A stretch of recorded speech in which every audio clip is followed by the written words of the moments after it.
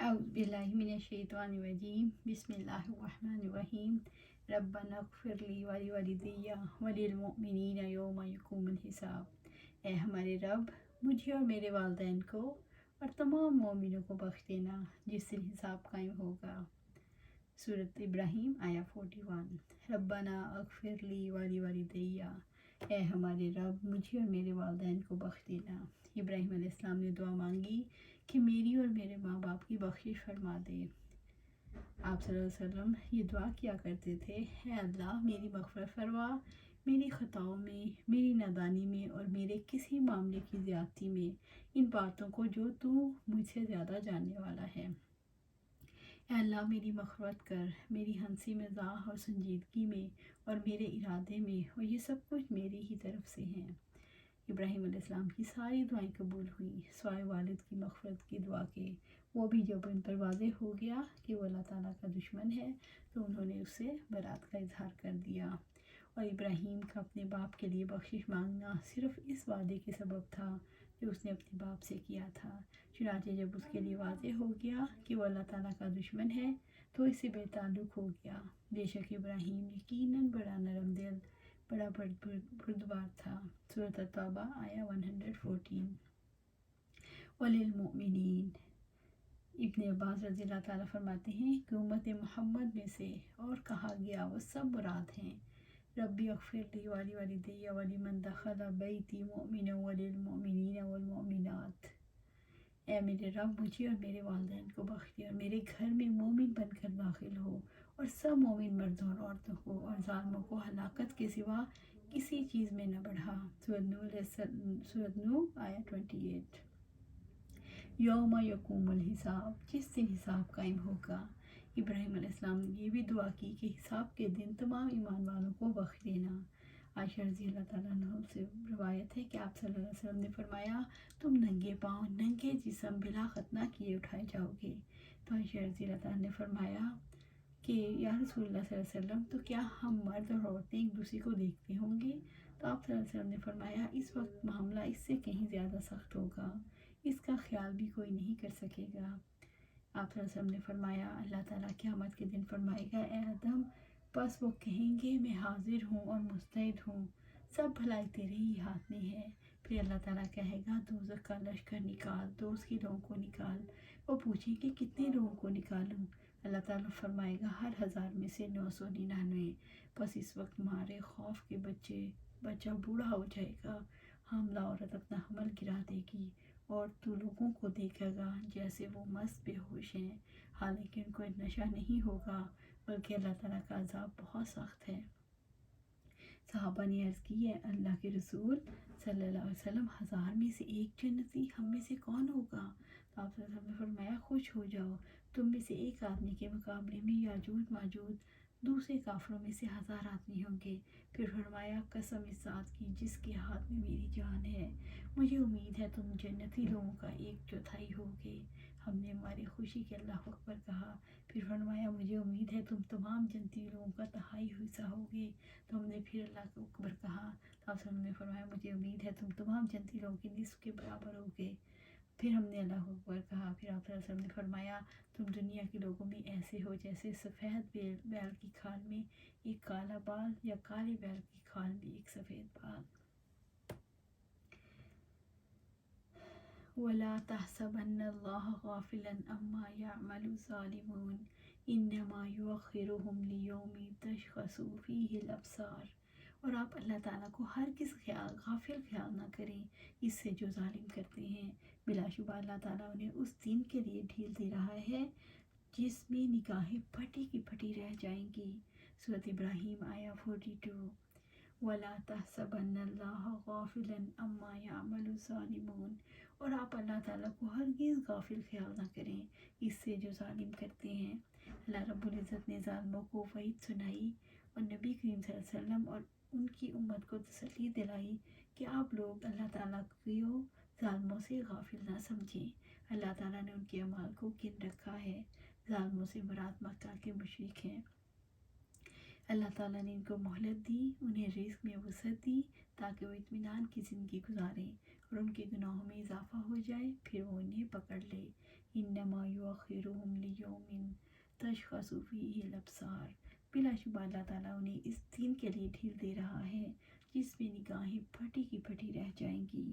اللہ تعالیٰ نے اس دن تک کے لیے ظالموں کو مہلت دی جس کے ہول اور دہشت کی وجہ سے آنکھیں چڑی رہ جائیں گی اور کلیجے منہ کو آ جائیں گے۔ رب العزت نے فرمایا اور آپ کے رب کی پکڑ اسی طرح ہوتی ہے جو وہ کسی ظلم کرنے والی بستی کو پکڑتا ہے، بلا شبہ اس کی پکڑ بہت دردناک بڑی سخت ہوتی ہے۔ سورۃ ہود آیا 102۔ آپ صلی اللہ علیہ وسلم نے فرمایا تم ننگے پاؤں ننگے جسم بلا ختنہ اٹھائے جاؤ گے۔ عائشہ رضی اللہ تعالیٰ نے فرمایا تو یا رسول اللہ صلی اللہ علیہ وسلم تو کیا مرد عورتیں ایک دوسرے کو دیکھتے ہوں گے؟ تو آپ صلی اللہ علیہ وسلم نے فرمایا اس وقت معاملہ اس سے کہیں زیادہ سخت ہوگا کہ اس کا خیال بھی کوئی نہیں کر سکے گا۔ آپ صلی اللہ علیہ وسلم نے فرمایا جب سے اللہ تعالیٰ نے انسان کو پیدا کیا تب سے اس پر موت سے زیادہ سخت وقت کوئی نہیں آیا، اور پھر موت کے بعد کے مراحل سے بھی زیادہ سخت ہیں۔ بے شک لوگ حشر کے دن کی سختی سے دوچار ہونے والے ہیں جس سے پسینے کی لگام آئی ہوگی، پسینہ اس قدر بہہ رہا ہوگا اگر اس پسینے میں کشتیاں چلائی جائیں تو چلنے لگیں۔ مہطعین مقنعی رؤوسہم لا یرتد الیہم طرفہم وافئدتہم ہواء، اس حالت میں کہ تیز دوڑنے والے اپنے سروں کو اوپر اٹھانے والے ہوں گے، ان کی نگاہوں کی اپنی جانب ہی انہیں اپنی ہی جانب نہیں لوٹے گی اور ان کے دل خالی ہوں گے۔ سورۃ ابراہیم آیا 43۔ مہطعین اس حالت میں کہ تیز دوڑنے والے ہوں گے، وہ پکارنے والوں کی پکار پر لبیک کہیں گے اور بچ نہیں پائیں گے۔ اس دن مردے قبروں سے اٹھ کر میدان حشر کی طرف بھاگیں گے، جیسا کہ رب العزت نے فرمایا گردن اٹھا کر پکارنے والے کی طرف دوڑنے والے ہوں گے۔ کافر کہیں گے یہ تو بڑا مشکل دن ہے۔ سورۃ القمر آیا 8۔ جس دن یہ اپنی قبروں سے تیز دوڑتے ہوئے نکلیں گے گویا کہ وہ کسی گاڑے ہوئے نشان کی طرف دوڑے جا رہے ہیں۔ سورۃ المعارج آیا 43۔ مقنعی رؤوسہم اپنے سروں کو اوپر اٹھانے والے ہوں گے۔ قیامت کے دن کوئی کسی کو دیکھ نہیں پائے گا، ان کے ہاتھ ٹھوڑیوں سے بندھے ہوئے ہوں گے جس کی وجہ سے ان کے سر اوپر کو اٹھ جائیں گے۔ لا یرتد الیہم طرفہم، ان کی نگاہ ان کی اپنی جانب ہی نہیں لوٹے گی، یعنی خوف اور دہشت کے مارے پلکیں نہیں جھپک پائیں گے۔ وَأَفْئِدَتُهُمْ هَوَاءٌ، اور ان کے دل خالی ہوں گے، ان کے دل گھبراہٹ کی وجہ سے حلق کو آئیں گے، وہ غموں سے بھرے ہوئے ہوں گے۔ رب العزت نے فرمایا اور آپ انہیں قریب آنے والی قیامت کے دن سے ڈرائیں جب دل حلق کے پاس غم سے بھرے ہوئے ہوں گے اور ظالموں کا نہ کوئی جگری دوست ہوگا اور نہ کوئی سفارشی جس کی بات مانی جائے۔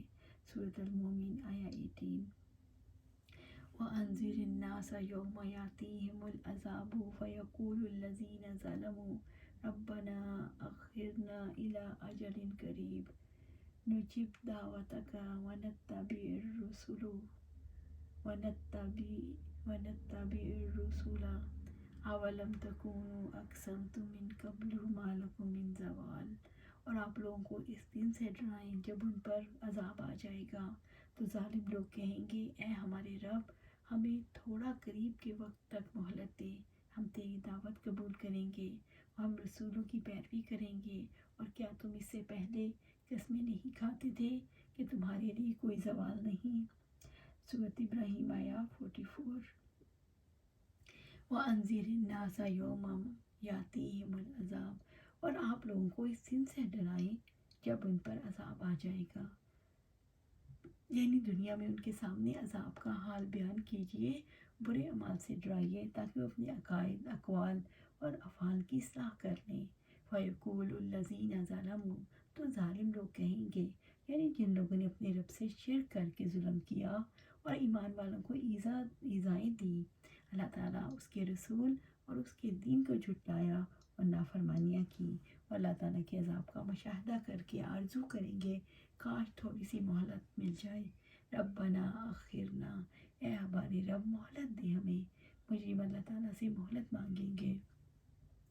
الی اجل قریب، تھوڑا قریب کے وقت تک، یعنی ہم دنیا میں لوٹ جائیں، اور خرچ کرو اس میں سے جو ہم نے تمہیں دیا، اس سے پہلے کہ تم میں سے کسی کو موت آ جائے اور وہ کہے اے میرے رب، تو نے مجھے قریبی مدت تک مہلت کیوں نہ دی کہ میں صدقہ کرتا اور نیک لوگوں میں شامل ہو جاتا۔ سورۃ منافقون آیا 100۔ نجیب دعوتک، ہم تیری دعوت قبول کریں گے، یعنی تیرے رسول کی زبان سے ہمیں جو دعوت دی گئی اسے ہم قبول کریں، پھر ہم تجھے ایک مان لیں اور تیری عبادت کریں، یعنی حق کی دعوت پر ہم ایمان لے آئیں اور تیرے ساتھ کسی کو شریک نہ کریں۔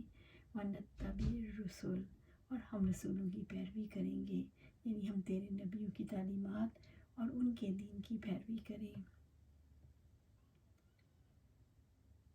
اولم تکونوا اقسمتم من قبل ما لکم من زوال، اور کیا تم اس سے پہلے قسمیں نہیں کھاتے تھے کہ تمہارے لیے کوئی زوال نہیں؟ جیسے رب العزت نے فرمایا، اور جنہوں نے اللہ کے نام کی پختہ قسمیں کھائیں، جو مر جائے گا اللہ تعالیٰ اسے دوبارہ نہیں اٹھائے گا، کیوں نہیں؟ سورۃ النحل آیا 38۔ تمہارا خیال تو یہ تھا کہ تم اس دنیا میں رہو گے اور آخرت میں کبھی نہیں جاؤ گے، اب تمہیں پتہ چل گیا تمہاری دعوے اور تمہاری قسمیں جھوٹی تھیں۔ وَسَكَنْتُمْ فِي مَسَاكِنِ الَّذِينَ ظَلَمُوا أَنفُسَهُمْ فَتَبَيَّنَ لَكُمْ كَيْفَ فَعَلْنَا بِهِمْ وَضَرَبْنَا لَكُمُ الْأَمْثَالَ، اور تم ان کی بستیوں میں آباد رہے جنہوں نے اپنی جانوں پر ظلم کیا، اور تم پر خوب واضح ہو گیا ہم نے ان کے ساتھ کس طرح کیا، اور ہم نے تمہارے لیے کئی مثالیں بیان کی۔ وَسَكَنْتُمْ فِي مَسَاكِنِ الَّذِينَ ظَلَمُوا أَنفُسَهُمْ، اور تم ان کی بستیوں میں آباد رہے جنہوں نے اپنی جانوں پر ظلم کیا، یعنی تمہاری بدعمالیوں کا سبب یہ نہیں تھا کہ تمہارے پاس نصیحت اور واضح دلائل نہیں آئے تھے، بلکہ تم ان بستیوں میں آباد تھے جنہوں نے شرک اور نافرمانیاں کی۔ وَتَبَيَّنَ لَكُمْ، اور تم پر خوب واضح ہو گیا، یعنی تم پر حقیقت کھل گئی، کیف فعلنا بہم، کہ ہم نے ان کے ساتھ کس طرح کیا، یعنی ہم نے انہیں کیسے ہلاک کیا، یعنی ان کو مختلف انواع کی سزائیں دیں، اور جب انہوں نے واضح دلائل کی تکذیب کی تو کیسے ہم نے ان پر عذاب نازل کیا۔